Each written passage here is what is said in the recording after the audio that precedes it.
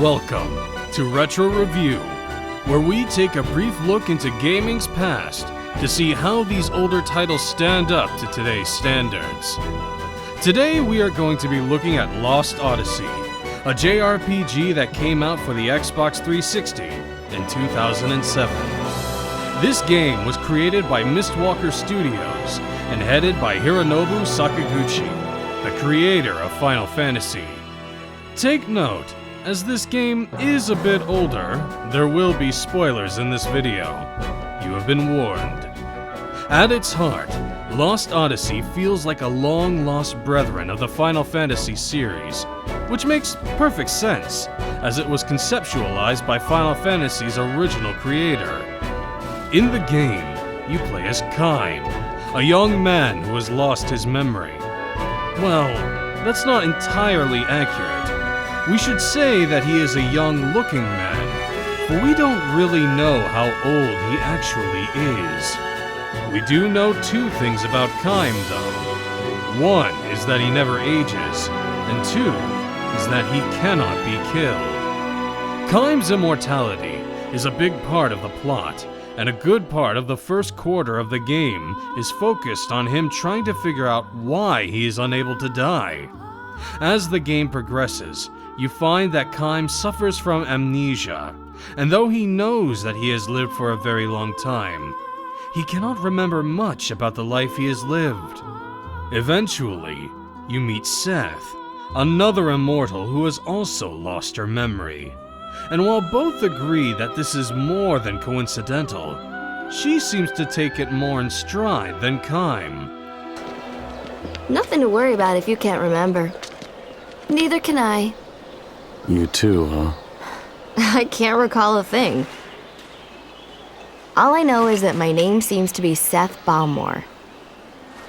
People say I used to be a pirate. Isn't it strange that both of us lost our memory and are immortal? Maybe we met a long time ago. I sort of get that feeling when I look at you.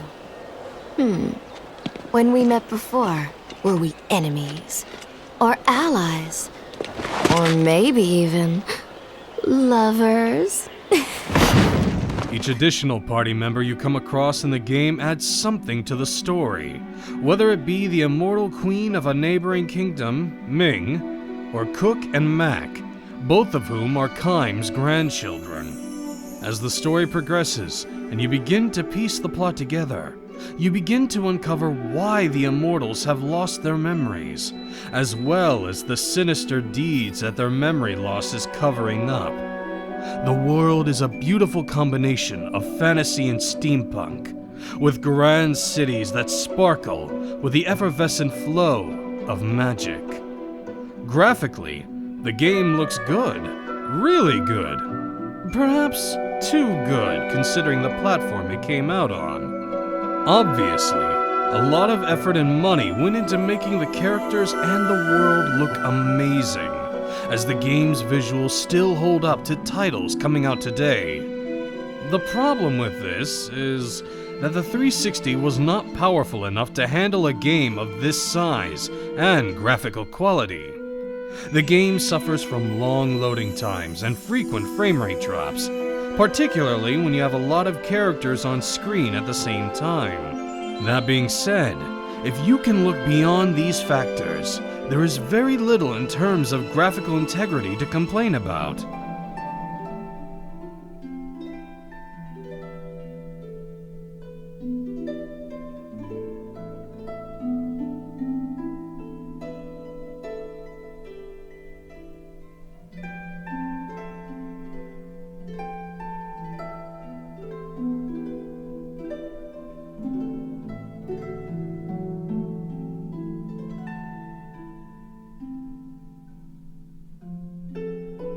The score of the game was created by the legendary Nobuo Uematsu, which is another thread that connects it to the Final Fantasy roots.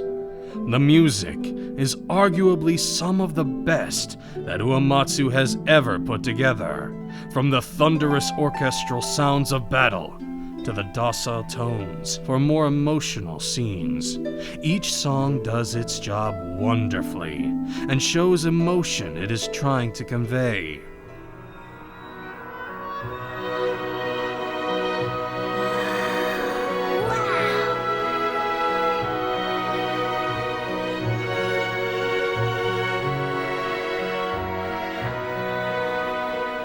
Incredible.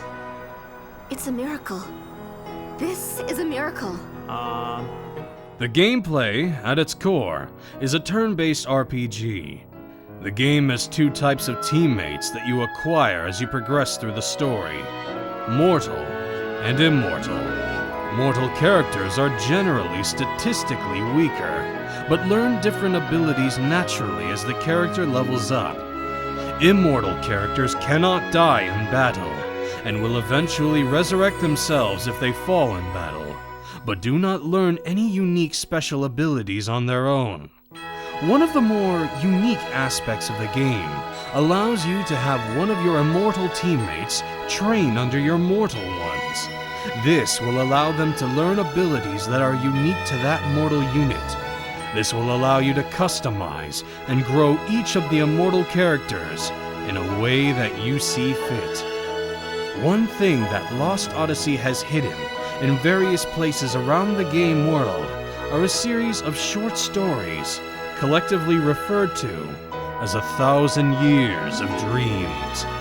These stories act as some of the immortal characters' past memories, and each one tells a little bit about one of that person's past adventures before the game began. Usually, these stories attempt to pull at the heartstrings of the reader, telling tales of hardships and tragedy, as well as of hope and remembrance. Do not be surprised if you find yourself getting misty-eyed while reading through these past heartaches.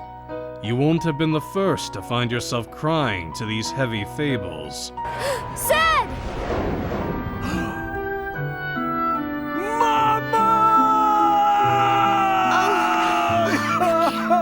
It's okay. It's okay. Oh. Mama? Yep. This is my boy. What? Lost Odyssey is a great JRPG that was sadly overlooked when it originally came out.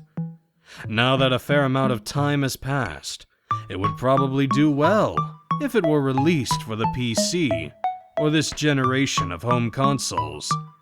Having that extra bit of power behind it would help the slowdown that was keeping it from the heights of greatness when it was on the Xbox 360. Thank you for watching our retro review of Lost Odyssey. Do you agree with our assessment of this blast from the past? If so, please like our video and subscribe if you would like to see us do these videos more often. It really does help. Also, if you liked my narration for this video, you can check out some of my latest work.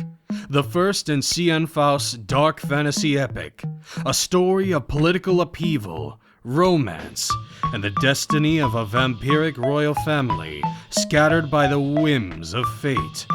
The Dragon's Deciples, The Age of Waking Death, is now available on Audible, Amazon, and iTunes. You can find more details by following the links below. Thank you for watching, and we'll see you next time.